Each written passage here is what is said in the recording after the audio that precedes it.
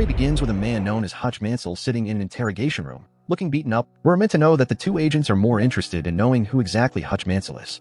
Just as he tried to explain, the scene shifted focus to a while back before all this. We see Hutch living his life as a very normal individual, more like he is now retired. However, his body language really shows that he doesn't fancy such lifestyle. So he returned back to his life as an assassin, as he brutally eliminated his enemy, or are we going to say his target, in the most diabolical way. Hutch gets a text from his wife asking if he's still coming home. He replies that he will, just later than expected. Becca starts to type that they need to talk, but deletes it and instead sends back that she loves him. Friday morning comes, and as Becca and the kids get ready for the day, she reminds Hutch that summer is only a few days away. Hutch cuts her off, saying he knows and he will plan something after finishing one last assignment. The answer leaves Becca frustrated. Later that very day, Hutch steps into an elevator where he gets to update his handler known as the barber about what went down on his last job. The barber reminds him it was supposed to be a simple snatch and grab for a data drive, but things turned bloody fast. As we see from the flashback, Hutch had to improvise, using whatever tools he could find to fight his way through the guards until he finally secured the drive. Just as he thought it was over, more gunmen showed up. He ducked for cover, tossed in a gas tank, and the incoming gunfire set off an explosion that wiped them out clean.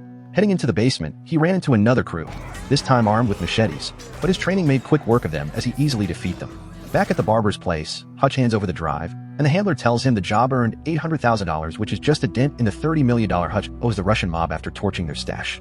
Still, another mission is waiting.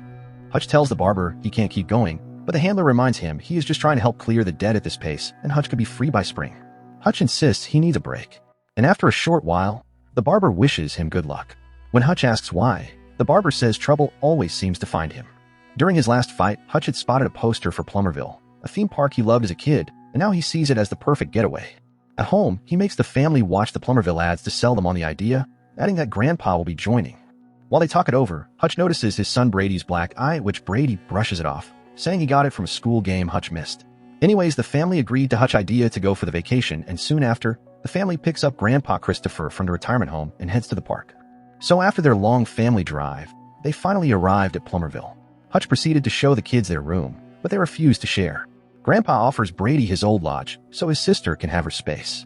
Hutch and Becca settle into their own room, which Becca finds amusing. They are just about to get romantically involved when their daughter named Sammy came in, dragging them off to the water park. Once there, the attendant informs them that the park is closed for the next 24 hours due to an incident, but offers hot dog coupons as compensation. So later that same day, the family head into the restaurant, where Hutch drifts into a flashback of his childhood, remembering how much joy he once found in these moments. Snapping out of it, he realized he has just been staring awkwardly at the town sheriff, who calls him out. After which, Hutch grabs a tray of hot dogs and heads back to his family's table. Later at the arcade, Hutch tries to get Brady to open up about his black eye, but Brady yet again brushes it off. Instead, he racks up a pile of tickets, and when he notices some pretty girls watching, he offers the tickets to them. However, few moments later, when Brady and Sammy pick out teddy bears, a boy confronts Brady for giving his girlfriend tickets, mocking him as a nerd.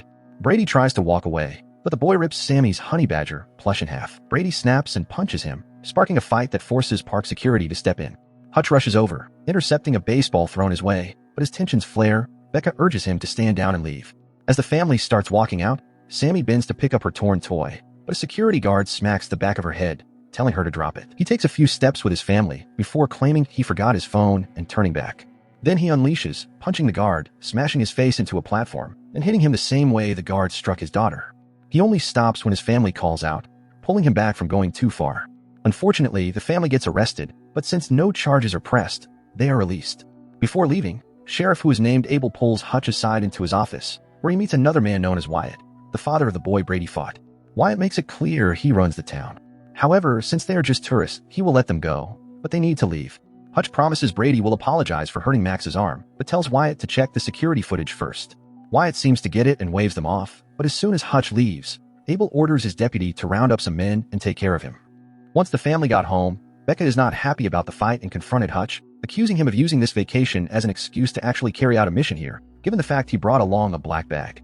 However, Hutch tried to convince her that he made a promise which he has kept so far. So Becca proceeded to go check what was in the bag, and to her surprise, it was just a bag filled with necessary things for the vacation, including wine, which the two drank happily together. The next day, Hutch enjoys some downtime with the kids, taking them on a duck boat ride. Just while they were at it, he spots the deputy approaching with hired muscle. Hutch quickly buys tickets, sending his family onto the ride and excusing himself with a fake stomach ache. He boards another boat, where the deputy and his crew close in. The deputy warns him he should have left town, but before Hutch can explain, the thugs attack. Hutch tries to keep it controlled, not wanting to seriously hurt anyone, but when the deputy jumps in, Hutch drops him with a quick move. Hutch urges him to talk, but the deputy retaliates by chopping off Hutch's pinky. Hutch scrambles for the finger, only to watch it roll into the water and get swallowed by a fish just before he is knocked overboard. The goons demand double pay for the trouble, thinking it is over. Suddenly, Hutch climbs back on board, this time unleashing everything. He smashes through the crew with whatever's within his reach, then pounds the deputy's face, growling that he is just here on vacation. Later, Hutch calls his brother Harry, asking about Plummerville. Harry reveals the town used to be an old trade route for crime syndicates, and their family vacations there weren't what they seemed. Meanwhile, inside a warehouse, Sheriff Abel meets with Wyatt, and just then, Wyatt warns him not to stir up trouble and reminds him who is really in charge before heading off to check on his son. Soon after, Abel gets a call from his deputy, now hospitalized after Hutch's beating, informing the sheriff that Hutch isn't who he seems. Meanwhile, Hutch reaches out to the barber. The handler instantly senses Hutch is neck deep in more trouble and asks what's going on this time. Hutch presses for answers about the town, and the barber explains it is a major backroad hub for trafficking, guns, viruses, and many other illegal substances flowing down from Canada into the States. The barber then gives Hutch a name behind this operation, which is Ladina, a ruthless figure nobody dares cross. On the other hand, Ladina, striding into her casino where a gambler is on a suspicious winning streak. So when the man tries to cash out, she slams a knife through his hand and yanks out the hidden earpiece he has been using to cheat. Speaking directly into it, she warns his partners that nobody plays her, then orders her guards to wipe out the cheaters and every witness. Elsewhere, Max is practicing baseball with Wyatt when his father steps aside to take a call, coming from Ladina. She asks about her shipment. Wyatt insists this will be his last, claiming it clears his late father's debt. Ladina shuts him down cold, saying the debt is never ending and the shipments will continue. She reminds him that his father died because he got distracted, then asks if he is also distracted. After the call, Ladina rings Sheriff Abel and orders him to deliver something of true value to Wyatt. Now back at the lodge, Brady wonders if their dad will show up soon. A knock at the door interrupts. Becca answers to find Grandpa with dinner, covering for Hutch by saying he will be late. On the road, Hutch tries to calm himself, but when he arrives at the warehouse, his fury wins. He douses stacks of money with gasoline and threatens to burn it all. Abel demands to know what he wants. Hutch tells him straight which was he needs a break. Once he leaves here, neither Ladina, the sheriff, nor their men are ever to come after him or his family. The sheriff assures Hutch they won't come after him, as long as he takes his family and leaves Plummerville. Hutch agrees, but just as he was about to step outside, Max leaps from a van, begging for help. Hutch hesitates, walks off toward his car, then suddenly doubles back.